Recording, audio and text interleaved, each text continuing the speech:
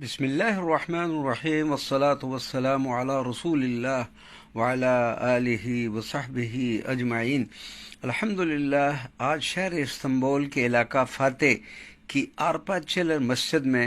نماز ظہر کے بعد حضور غوث الثقلین سیدنا شیخ عبدالقادر الجیلانی رضی اللہ تعالی عنہ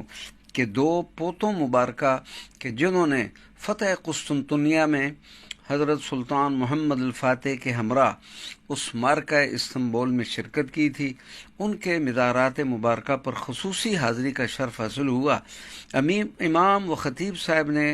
کرم فرماتے ہوئے مزار پر انوار کا دروازہ کھول کر اس بندہ ناچیز کو اندر حاضری کی سعادت کا شرف